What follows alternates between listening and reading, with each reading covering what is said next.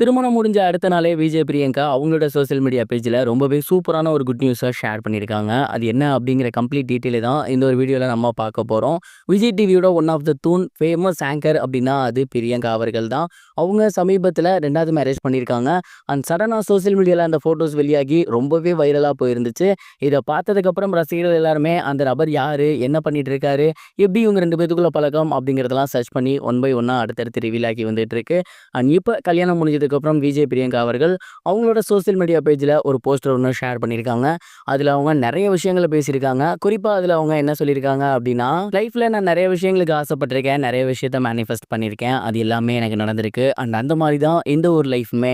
இதுக்கப்புறம் இவர் கூட தான் சேர்ந்து என்னோட வாழ்க்கை வந்து தொடங்க போகுது. அண்ட் இதுக்கப்புறம் நிறைய விஷயங்களை நான் வந்துட்டு ஆசைப்பட்டதெல்லாம் பண்ணணும்னு நினைக்கிறேன். அண்ட் அது எல்லாமே ஒன் பை ஒன்னாக வரும். அது எல்லாத்தையுமே கண்டிப்பாக நான் உங்களுக்கு ரிவீல் பண்ணுவேன் அப்படிங்கிற மாதிரியான ஒரு போஸ்ட் ஒன்று ஷேர் பண்ணியிருக்காங்க. அண்ட் இதை பார்த்ததுக்கப்புறம் ரசிகர்கள் எல்லாருமே அவங்களுக்கு வாழ்த்துக்கள் சொல்லி வந்துட்டு இருக்காங்க.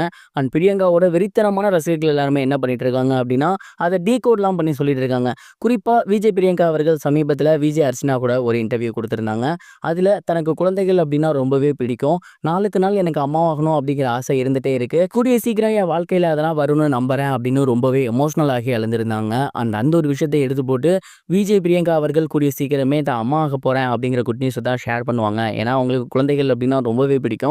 அவங்களோட அண்ணன் குழந்தையே அவங்க விதவிதமாக ஃபோட்டோஷூட் பண்ணுவாங்க, அடிக்கடி சோசியல் மீடியா பேஜில் போடுவாங்க.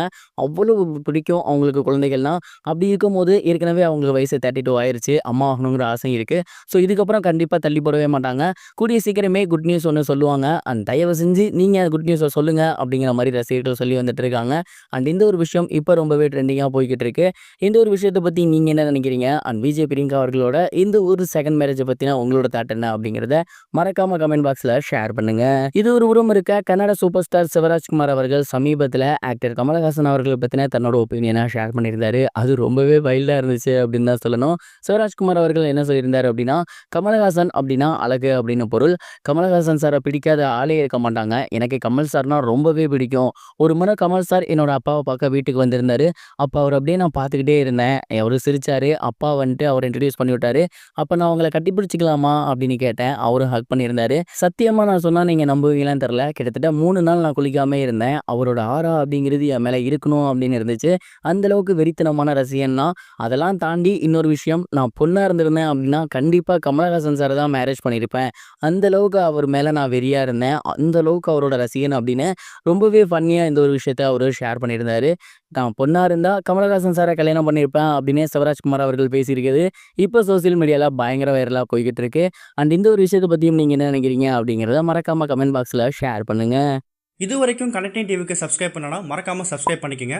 உடனடி அப்டேட்ஸ் பெறுவதற்கு நோட்டிஃபிகேஷன் பெல்லையும் கிளிக் பண்ணிக்கங்க.